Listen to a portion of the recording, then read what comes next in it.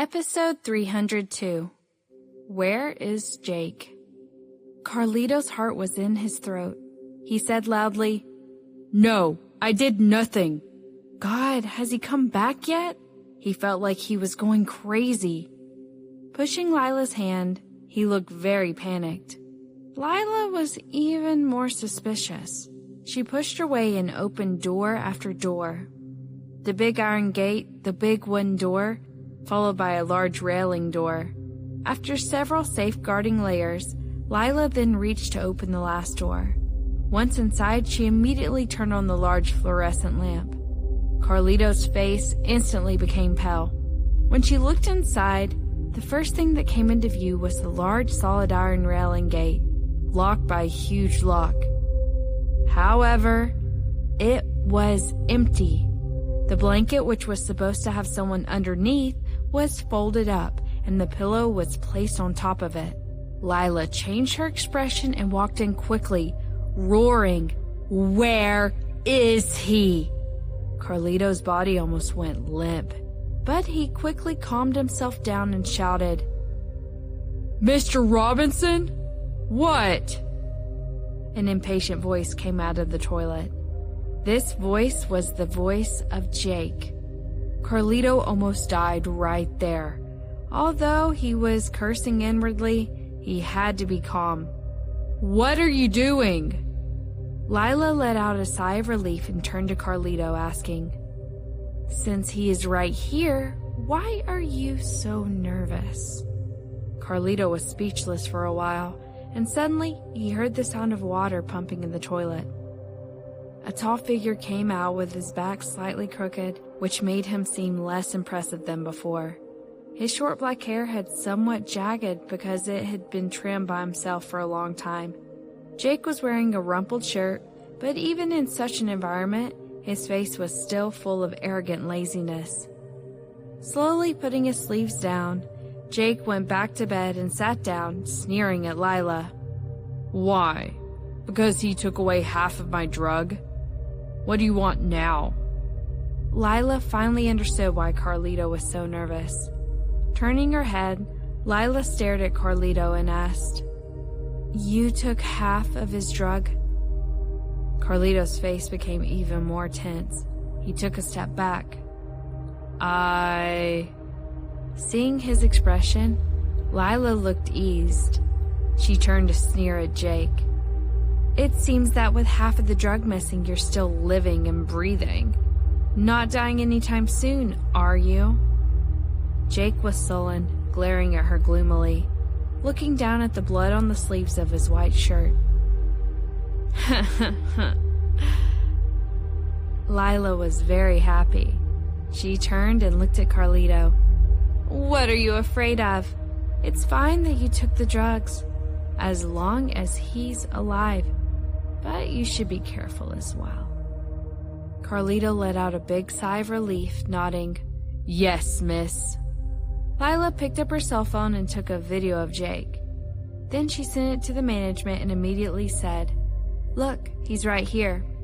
Rest assured." She twisted her waist and went out. Carlito gazed at Jake deeply before he turned off the light and locked the door. The light outside was completely blocked, and Jake relaxed immediately, panting in the bed, his heart beating like thunder. Less than half a month since Koch Enterprise and LS announced their collaboration, at the very last minute, major news broke out from inside LS.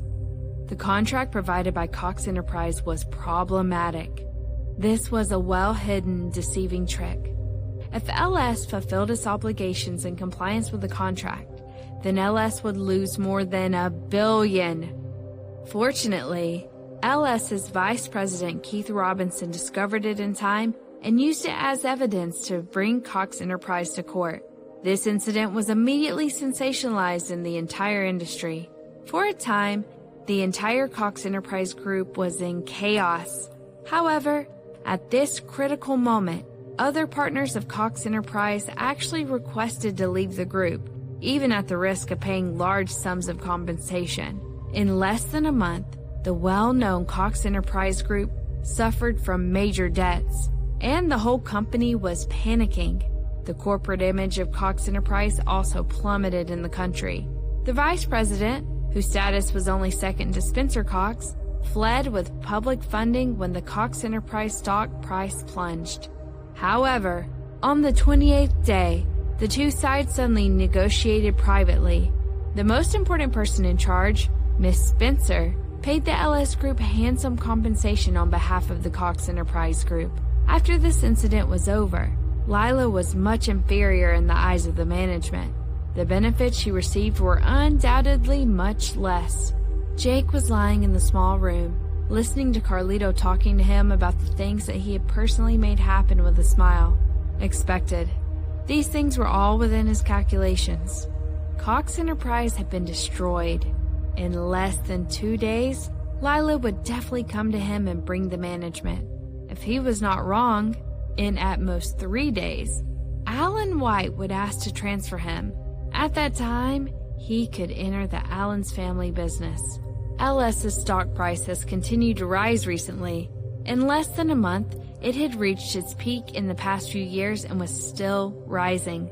Very good results, thanks to the cooperation between Elle and Keith. It had been 25 days since she stood up by Elle. Serena sat in the office and yawned. This thing was like a dandelion in her heart, blown away by the wind. But an umbrella-shaped seed would appear from time to time to disturb her thoughts. Like today, in the mind of Serena, there was that question again. Who is Elle?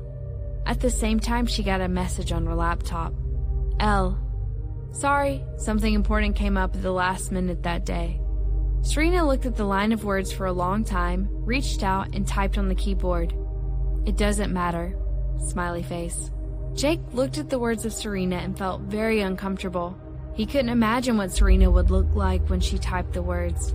It would definitely be heartbreaking. Jake felt even more guilty, but he did not reply again. The door was open from the outside.